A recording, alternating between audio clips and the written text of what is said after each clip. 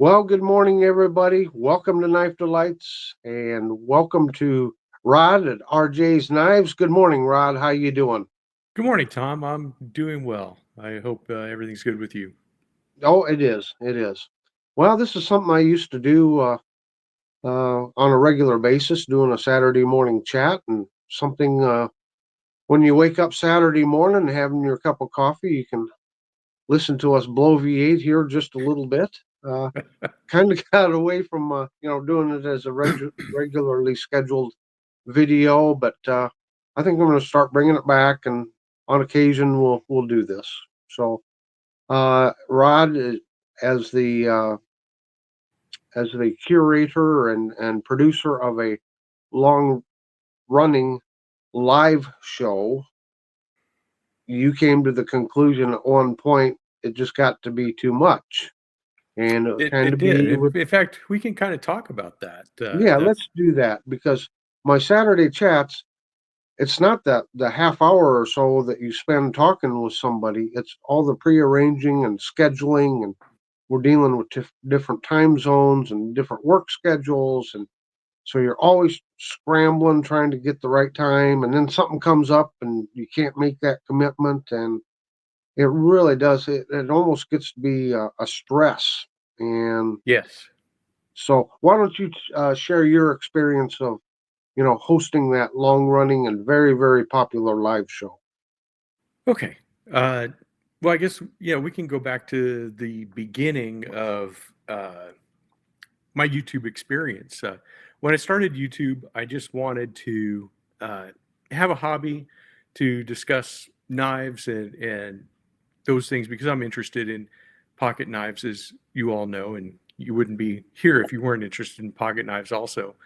Uh, After I got to, you start off and you start getting shout outs and you start, building an audience and stuff. It's really quite exciting, and you do that race up to 1,000 viewers, because that's the magic goal that YouTube has set, and you want to get to 1,000 viewers.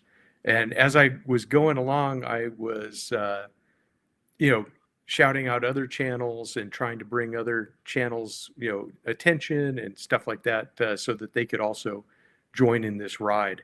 Uh, I could have started doing live streams before I got to 1,000, but I kind of just set it to myself that those were the rules when I started in YouTube, and Tom was the same way. That at 1,000 was when you could get monetized, but also that was when you could go live on YouTube. So I actually waited until I could go live. Although with StreamYard and stuff, you can go live, on your very first day, if that's what you choose to do with YouTube.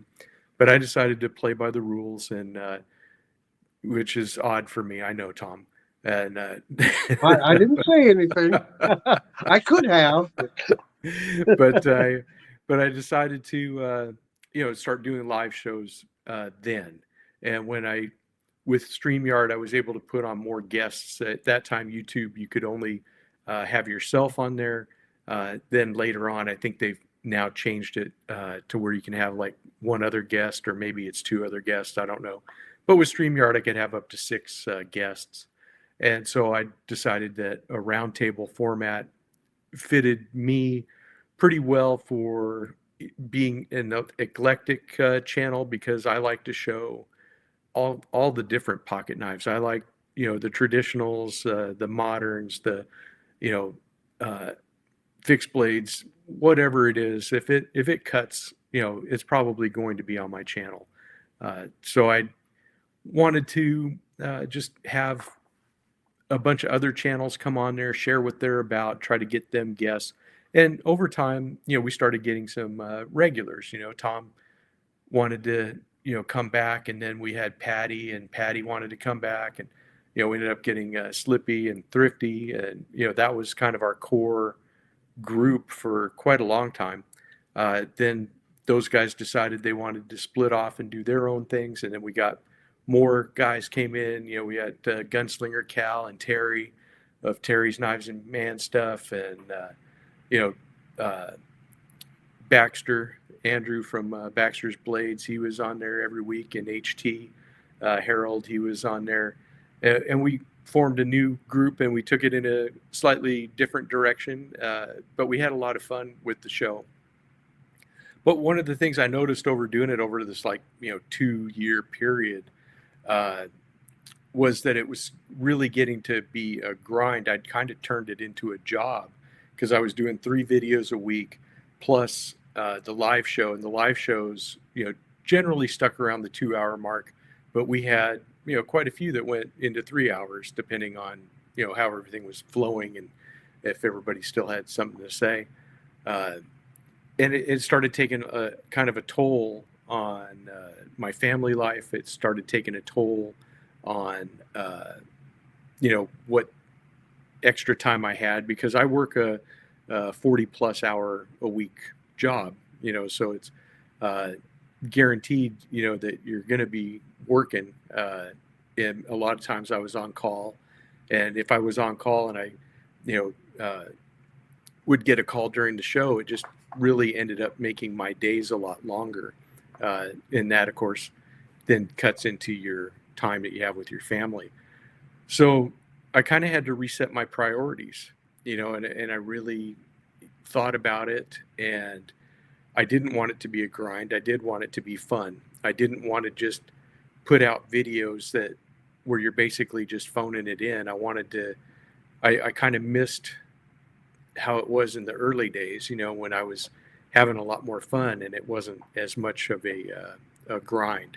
And so I know with Terry uh, deciding to leave YouTube, I totally understand what he's saying. In fact, I took almost, I think, the whole month of December off. I don't think I made a video from Thanksgiving until I just released one on my tour of Kern River Knives, which is an excellent little knife shop. I got to admit, I really like that place. But anyways, we decided, my wife and I decided that, we were going to refocus on our relationship. We were going to refocus on our faith. We're going to, you know, do things differently than we were doing it. And she put up with a lot of my shenanigans for those 2 years. Trying to keep the dogs in check and staying to herself and stuff during those times. And I know it was hard on her, because I was home, but she was basically in the other part of the house all by herself, and not able to have that relationship that you need when you're married and stuff. So we needed to like I said, we just kind of needed to refocus, and that's where I'm at. So I'll make videos still. uh, they're probably not going to come out as much as they did. I certainly am not doing the lives. I'm not doing the 3 videos a week. It may get back up to that, but I don't know. Yeah. I'll just make them and put them out as I can. So in addition to the 2 to 3 hours that we were quote live, we always had a pre-show get together for 15, 20 minutes, maybe a half hour before the show even started. And then after you shut off the live, we'd, Right. sometimes sit around there for a half hour talking.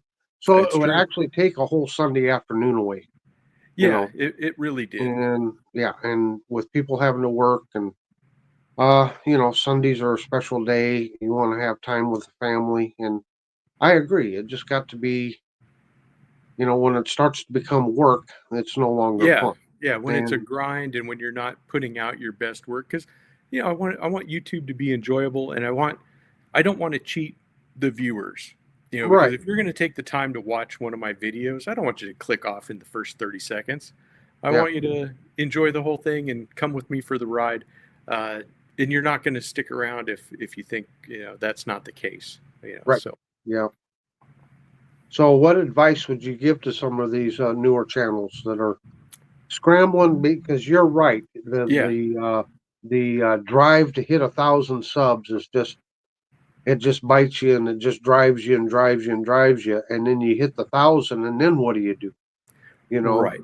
And the key is really to pace yourself. Pace yourself.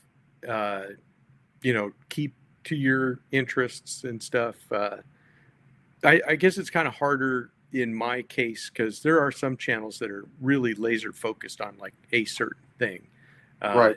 and then there's I'm kind of more, you know, widespread, you know, because I have a wide ranging interests, you know, and my Right. curiosity gets me. If Right. I start thinking, you know, wow, I'm really curious about, you know, this kind of a knife or that kind of a knife, you know, I'll go gravitate to it, and I may grab one, and then you'll see it on the channel.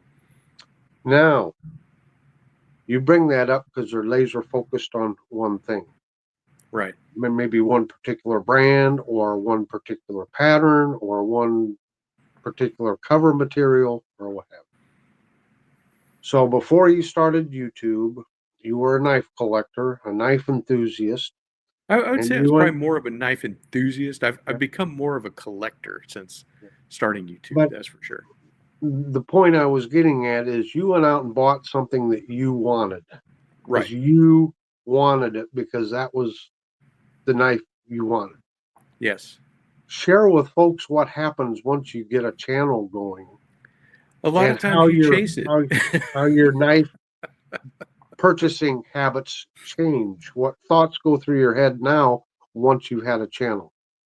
A lot of times once you have a channel, you're not always kind of what happens is you're like, uh, I have to get a knife to make a video, you know, or you have a knife that you make a video about, but then you're like, okay, I got to get this knife and I got to make a video, and I got to buy this knife because I need a video, and I got to buy this knife because I need a video, and you're not really enjoying the knives that you have. You're you're buying it just to make another video, and then you're kind of setting it aside, and you're not spending the time with it that you normally would. And I think that's something that happened to me. I think it's something that's happened to you, and something that probably happens to most of the knife tubers out there. You Yeah. know, because if you chase after everything that you see on YouTube and everything that you see on Instagram and all this other stuff, I can just tell you, you're not going to get there. You're It's just going to not. drive you Because, crazy.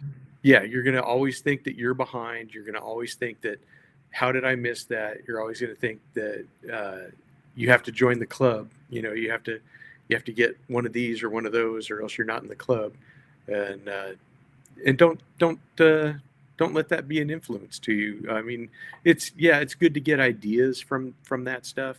Uh, I can tell you honestly, uh, one of the things of my collection that I really enjoy are the vintage knives now. Hmm. And I got into vintage knives a lot because of looking at Warthogs videos, looking at some of the other guys that deal with vintage knives, and you know those are just really cool. You know, because you can find a lot of Yeah. cool stuff, but at the same time, you know, you're just going to have to temper that out, you know, Hmm. with everything else, you know. But there are some guys that they just Yeah. chase new stuff, you know. But Well, I've really gotten into the the like the antique stores and that and getting those.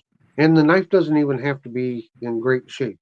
right, If it's a company, a tang stamp I don't have, un before unheard company to me, I'll get it, and then a lot of times I like to refurbish them or basically clean them up and get them into working order. And I shoot a right, video, and I just have a blast doing that. And so, even though my primary focus as a quote knife collector was buck knives, I could find myself being pulled away from that, like you said, chasing the latest and greatest, right. and you can't do that. No, And I haven't done a video yet, but I think I talked to you offline one time, and we were talking why I don't collect Rough Rider knives. Why? Oh, what's some of the other ones? Rosecraft is another one you don't Rosecraft. collect. I Yeah, don't own a Rosecraft. Why? Because I know if I bought one, then I'd want to buy another one, and then I'd be in going down that rabbit hole, and I'd lose total focus off of what my true passion is which is buck knives. And I right, can tell you, I have a lot of them. I'm not even. It's a drop in the bucket compared to all the buck knives that are out there. right, I've been doing a series of just the old 303 Stockman and the Cadet and the 301 Stockman, and I don't even have all the different variations of just those two patterns. Right. And I'd have to be a millionaire to try to collect all the buck knives, the old vintage knives, because Right. there's so many of them. Yeah, Um, for sure. but you lose your focus. And the other thing I like about getting the old vintage knives in the antique store is the hunt is just as much as fun as having the knife. Oh yeah. Yeah, You know, for you sure. get double pleasure. You Yeah. know, and it's to me it's much more fun than getting online and scrolling through the stores to see what the latest knife is. Or I mean, Right. there's certainly a place for that. I mean, Yeah. my case knife collection pretty much is just with the Ictus shield. So yes, it's January. I'm waiting for them to come out with their new line of knives for 2025, and I want to see. They started with the Seafoam Green G10 handled knives last year, and they came out with 4 or 5 patterns, maybe 6. So I'm assuming they're going to come out with a couple other patterns here in 2025 with this shield, so I can complete that family. So there's one case where, yeah, I am looking for the new ones Right. because I collect those families of that shield. But um, yeah, otherwise, and let's let's be serious here. Knives are not cheap. No, that's the other thing is that they're not cheap, You know, and you do have to watch your budget, and especially if you're a YouTuber, if you're a new tuber, or even if you're an older YouTuber, uh, just watch your budget and stick to it because you don't want to get in a situation where you're you know getting jammed up because of a pocket knife. That's for sure. and here's a good example of that of as far as cost. I'm a collector. I'm not necessarily a user. So I like the buck hunting knives, the fixed blade knives, you know. I'm not out there skinning deer, dressing out game constantly or anything. It's actually, unfortunately, it's pretty rare anymore because I don't get to go out and hunt much. Yeah. But I like to collect the different patterns so I can compare them and kind of build a historical database on them. And so I buy pretty much all of them in Buck standard steel. They're models with the standard 420 HC to it. And Bucks come out with S30V and Magna Cut versions of a lot of knives, but that's sometimes double or triple the cost of that pattern of a knife. And so I'll get comments, you know, on some of the videos, well, you should have got that in the S30V, or you should have gotten it in this and that. You know, no, I can't. I can't hardly afford it in the standard steel to buy all the knives that I want to buy. So Right. if you buy two or three the same model for 2 or 3 times, that's 2 or 3 less knives I can buy. You know. Yeah, exactly. Now, Exactly. if you've got a specific purpose for a knife and you need that, upgraded steel, knock yourself out. That's great. That's terrific. But there's a difference between buying a specific knife that you're going to be using for a specific purpose and investing in the upgrade versus Right. a collector that's just trying to get different patterns. Well, I think that's also the difference between a YouTuber and a true collector is that on YouTube you will tend to buy a couple more, say, budget knives, Hmm. whereas a true collector will save up and they will buy uh, Yeah. really expensive knives or whatever. For me, myself, and I know you and I have talked about it before, uh, I have a hard time if I was to buy a knife that was, $200-300 to slip it in my pocket and use it, because Hmm. that's pretty dear to me. Now I know that there's knives that go for way more than that that make a Oh yeah. $200 knife look like a $20 Rough Rider, Right. and that's okay. Uh, I had spoken to a custom knife maker, and so I told him because his stuff. like he lists it and it's immediately gone. Hmm. And I said, you know, I've never been able to get in on one of your drops. I was just wondering, what do you let these things go for? And he said that they start at 850. And I'm like, Yeah, I know. I was like, well, I I'm not ready for that, you know, level of knife collecting yet. Now, are they beautiful knives? Absolutely. I Oh mean, yeah, top notch, uh, beautiful, beautiful slip joints. I'm hoping to get an interview with him later this yeah, month or in February, and we'll show some of those.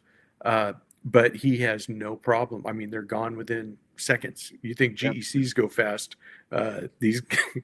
his go fast.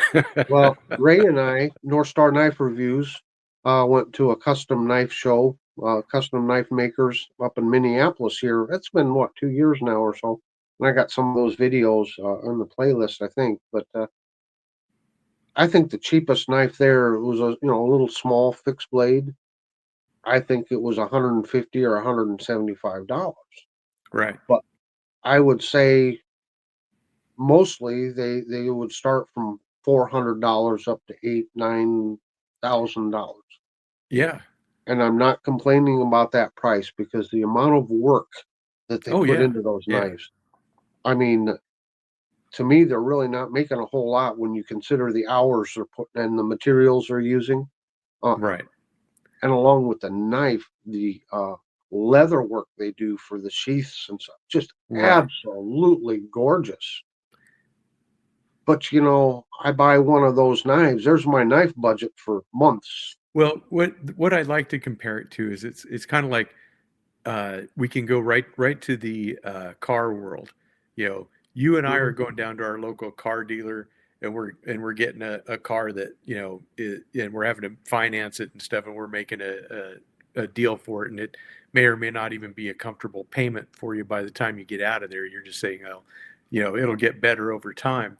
But then you can turn on the Barrett Jackson auction, and you see these guys getting, you know, cars that are, you know, 20, 30, $100,000, whatever plus, and they're just paying cash right there. You know, Yeah, that's a yeah. whole different world Whole different than what world. we're That's doing. right. That's right. Yeah. So there's some guys that, you know, hey, they got that cash and they can do that stuff, and then there's guys like you that are and me that are saying, how much is it a month? Yeah. That's right. Well, I know Tobias did a video here. Maybe it's been up to a year or so ago where, gosh, I don't remember what the knife was, but it was maybe a $300 or $400 knife. I can't really even remember what it was, but he explained that, I've always wanted one of these really, really nice, high quality knives, and he said I just decided to go ahead and get one. And there's a couple of buck knives that are kind of on a bucket list or a holy grail or whatever you want to call it. That one of these days, if they're old vintage ones, are not currently being made. And if they come up, I might bite the bullet, get one, and then not buy any knives for a while. Right, Uh, but it's the like the Brian Yellow Horse custom, right, uh, especially the 102. yeah. I love the 102, and there's some of those old ones with Brian Yellow Horse, and Well, they're just absolutely gorgeous. I have a 102 story for you, Tom. Okay. It was my son-in-law's birthday. Hmm. And so I went down and got him a buck 102 because he's a big time bow hunter and stuff. And I was like, you know what? I know he would really appreciate this because it kind of goes in with his lightweight gear and all this Hmm. other stuff. And when he got it, he did not have a 102. He was really excited about it. Can't wait to take it to the field. Uh, but he said that when he got his bear, that he skinned it with a buck knife. He said, and it did the whole job for him. Didn't have Great. to do anything, with it. So uh, he's really excited to have another buck knife in his collection. So Yeah, that was a good I gift couldn't think for him. of a better one, especially because he's all into the lightweight type gear and Hmm. everything, that you're going to take that it's ounces and Yeah, stuff like that. ounces So ounces make pounds. Yeah. exactly, Hmm. exactly. So Yep. So now he'll Well, that's a have great something story. to do some good work with. Yeah. Yeah. Well, yeah, there's certainly challenges, and I guess I would say for some of the newer channels, you can learn how to recycle some of your knives, for lack of a Yeah. better term. I'll tout my two for Tuesday, for example. That's one of the reasons why I came up. Well, actually, Patty came out with three for Thursday, and I thought, oh, that's kind of cool. But what if I thought I'll piggyback on that and do a two for Tuesday open tag? And it's been running now for I don't know what, a year and a half, close to Yeah. it maybe. Um, I've missed a few Tuesdays, but I usually kind of center around preparing for a two for Tuesday. Like all week long, I'm thinking, what should I do for that one? Yeah. Uh, but it's a way to present your knives in a new light, I guess. Right. Yes, you can do your initial review, and this it has a blade length of this, and it weighs this, and it has this handle material, your standard whatever tabletop review. But you can take like a Case Stockman and say, well, what's the difference between it and a Buck Stockman? Let's put them together. What do they look like? So you maybe done individual videos on each one of those, but now you can put them together in a two for Tuesday and talk different aspects. What you like about the Buck knife, what you don't like about the Buck, the pros and cons of the Case Stock, however you want to take it. Right. And I think it's an easy way. Just it helps you. For one, it helps you plan. You can plan for a certain day for a certain video. And if there's something like that, your viewers will start anticipating that video coming out. Right. Now, there's also been many other wonderful open tags. Um, I know Big J used to do a Western Wednesday. Uh, there was oh yeah, Warthog did way back Wednesday. Hmm. So Western Wednesday is a little limited because you got to have a lot of Western knives, and if you don't, Yeah. it's hard to participate. But a way back Wednesday is anything earlier than like 2000. Right. So if you've got a whole Then bunch of we vintage still, knives, yeah, they haven't had them in a while, but Fun Knife Friday is still the Fun going. Knife Friday, And now they have Frost Fridays is going Frosty on. So Friday, if you're yeah, yeah, if you're into frost knives and stuff, which I need to start participating in that because I actually have some now. You know. yeah, yeah. So there's always wonderful open tags out there. Although I haven't seen any for a while. It got there for a while. Almost Oh, every I day know. someone was coming out with an open Er, tag, and you couldn't keep up. yeah, for But sure. there's plenty of old. Okay, so RJ gets a Buck 102 Woodsman, and he does a review, and I'm like, well, that was a good review, but I would have reviewed it a little different. So I'm going to do a video response to RJ, Right. especially if I don't know RJ. Let's say we haven't met. And I go, oh, I'll do a video response to RJ and then tag you and so that Right. you see it.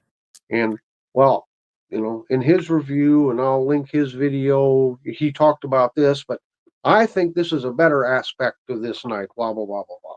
It's not to discredit you in any way, but Right. it just shows how people have different priorities. Take there's different aspects that are more important, like Right. according to RJ, it's terrific to have this lanyard hole, and me, I don't care about lanyard holes. Well, whatever it is, Right. Whatever it is.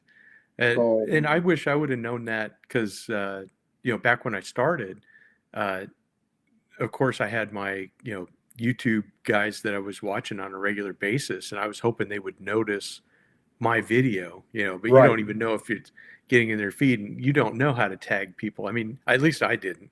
Maybe yeah, people know how to tag people now better, but when I started, I sure didn't know, and I was like, I man, I didn't know hope that either. some of these guys know how to do this, and or that they see it and stuff. And eventually they did, and I can say honestly, that's been probably the most rewarding part of YouTube is getting to interact with the Oh guys I yeah, used to yeah, watch, and having offline conversations with them, and getting to be really having a lot of fun with meeting the people and stuff. That seems to be more of where it's at for me now than even the knives, as yeah. far as the YouTube part of it. I remember when I first got going, and it's been a little over 3 years ago now.